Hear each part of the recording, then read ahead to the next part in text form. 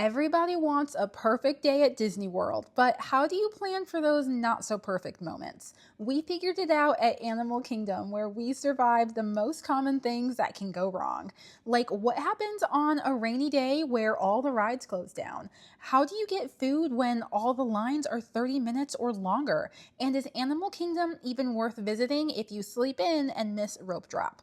I'm bringing you along for every experience, every mistake, and every secret we learned on our not-so-perfect day at Animal Kingdom. We're your average family with a 1-year-old, so naturally, our morning plans immediately went out the window and we stumbled into Animal Kingdom around 11 a.m. I immediately wished we had arrived earlier in the morning because we missed some of the best parts of Animal Kingdom, especially for my daughter. Animal Kingdom has 7 shows across the park, not counting street performers, and there's a lot to see. These shows are bright and beautiful and perfect, especially for the youngest visitors. But the shows stop running like hours before the park even closes for the day. And by the time that we got to the park, grabbed lunch, and figured out what we wanted to do, there were only 2 showtimes left. I underestimated how many shows end early in the day, so I wish I had made a just-in-case plan for a late arrival so we would know what shows to prioritize and make sure we saw them, even if we got to the park late. But we were still excited for lunch. We found a great spot to eat. However, we forgot the most important rule of ordering food at Disney World. Animal Kingdom is my favorite park to eat at as a family. There's so many options beyond pizza and burgers while still having simple dishes for my daughter. And the best part of all, so many of these restaurant options touch a ton of cultures around the world, from Africa to Asia, and even fictional Pandora. Animal Kingdom is the unsung hero of dining at Disney World. But this secret is getting out because all of the lines for food were so crazy. This is why mobile ordering is a crucial part of any day at Disney World. It can literally save you hours. On the My Disney app, many quick service locations offer the opportunity to order ahead, pay for your meal, and skip the wait in the standby line. This is a game changer because if you already know what your family wants to eat for the day, first thing in the morning, you can pop in all of those orders and what time you want to eat and just show up at the quick service location of your choosing at the time you designated. It makes life so much easier, especially for parents, but I totally forgot about this and we paid for it. We waited about 30 minutes for our food, wandered around looking for a table, and sat down just in time for it to start raining. The stressed mom part of my brain got a little worried that our day was going to get rained out, but the more chill part of my brain was kind of excited. Since it was raining, there really wasn't anywhere to go. This ended up being one of the most peaceful moments of the whole day. So here's a pro tip. Don't run just because it's raining. I found a blessing in the extra moment to pause with my family, and there was a little bit more magic to come, but I'll get to that later. We finished our lunch, trudged through the rain, and found some shelter in the Finding Nemo show, The Big Blue and Beyond. This is a Broadway-style retelling of the Finding Nemo show, and it was phenomenal. It features huge puppets, original musical numbers, and some extra surprises during the show. My daughter loved it. They had bubbles that rained down during the show, but my husband and I were also locked in at just the high quality of this performance. I just wish that Disney was quicker to share that stroller parking is outside. So even if you get a respite from the rain, your stroller will not. I recommend investing in a rainproof stroller cover so that you can save your kids from some soggy bottoms after you leave the shows. After the show, we headed out and found some good news and some bad news. Good news, this park was so quiet. Droves of people had left because of the rain, so this park that can be really crazy was almost peaceful. And this created some space for us to enjoy one of our favorite parts of any day at Disney World, a trip to Joffrey's. Joffrey's, it's practically the official coffee company of Disney. If you dream of life with Mickey ears on your head and a Frappuccino in your hand, you are in luck. Joffrey's has locations in all 4 Disney parks, And I believe they have 2 locations in Animal Kingdom. They offer creative coffee drinks with specials themed to each park. And I'm not sure if they offer this year round, but when we went, they were doing a special punch card system where if you got the drink special in each park and get a free gift. We enjoyed our Forbidden Mountain cold brew, but this is where the bad news comes in. We learned that the My Disney app doesn't always give you all of the information that you need. We noticed that there was one last showing of the brand new Bluey show advertised for 4 p.m. on the app, so we hurried over to the train station to get to the show to find them closing the gates at 3:30. We were lucky enough to be in the very last group that made it over to see the show, but if you want to see the show, there are some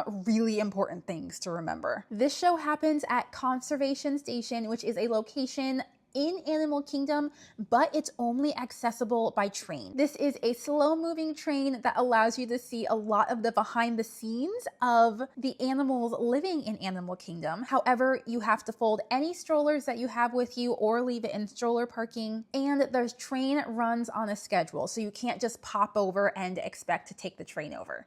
Also, the last train to Conservation Station leaves 30 minutes before the last show of Bluey's Wild World to allow guests to get over in time. I wish that we had known this ahead of time so that we could have checked the train schedule before checking the Bluey's Wild World showings. That way it wouldn't have been as crazy of a rush. Conservation Station was formerly Rafiki's Planet Watch, where you could see veterinarian procedures, learn to draw with animators, and meet Rafiki. But now it's been completely taken over by Bluey. Our favorite Blue Heeler sisters have completely taken over this building, though you can still see vet procedures and a few reptile exhibits. We were so excited to see the show. Adeline is already a big Bluey fan, but the actual experience left us with some questions. This show is more of a playtime experience, and it happens in small groups in a very large room. Most of the room is used as a weaving line, and cast members pull small groups from the line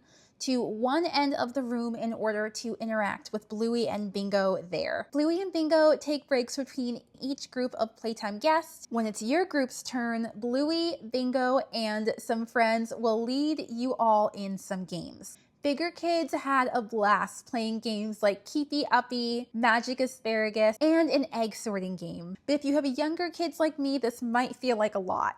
We were expecting something closer to the Bluey stage show, where it's mostly watching a story play out on stage with occasional audience interaction, but what we got was about 20 minutes of kids weaving through us to play games. The older kids we saw had so much fun. Bluey and Bingo were giving high fives, but younger kids or kids who are easily overstimulated might find this overwhelming or not able to participate as much. Outside of the building where playtime happens, they have a renovated petting zoo of wallabies, kangaroos, and maybe koalas as well. So here's a pro tip. If your kids are into animals but not really into Bluey, skip the show and just go straight to the petting zoo. The line is much shorter to meet the animals while a Bluey show is going on. Overall, the renovated Conservation Station is beautiful and very Bluey-ified. They have Bluey music playing on the train ride over. Everything has Bluey IP. I had the most fun with Adeline pointing at everything, saying Bluey every 30 seconds. It was such a treat.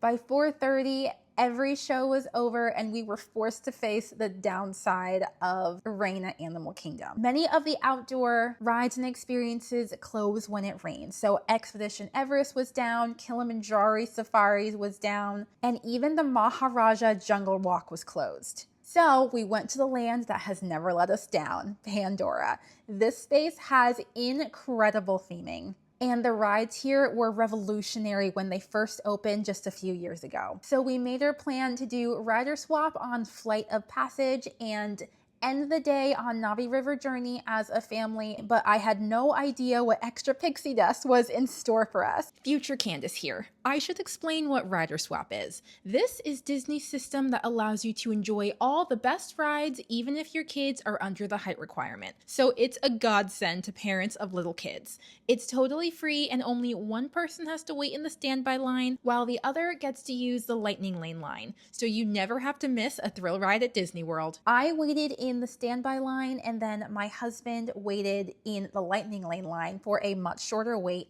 However, I got pixie dusted, and as a single rider, I was pulled from the line and able to go on the ride much earlier than I would have had to if I waited the whole time. Pro tip, on really popular rides like this, cast members will often walk through the line calling for a single rider or just two riders to go ahead and fill one or two spots that are open on the ride, so you never know when you might get picked.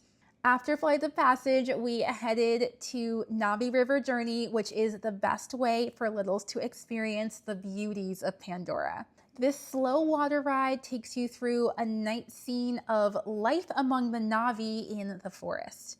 This is where we got to experience one of those moments that you just can't create. We were the last boat to go on this ride. There was no one behind us, and we got to feel like we were the only people in the world. I could cry just thinking about it, but it never would have happened if we hadn't braved this crazy rainy day and made the best of it, even when the rest of our plans didn't quite happen the way I had thought. We can put so much pressure on ourselves to build these perfect, flawless days, and when that doesn't happen, it can be so overwhelming. But as long as you're with the people you love, you can handle whatever happens and still have the most magical experience.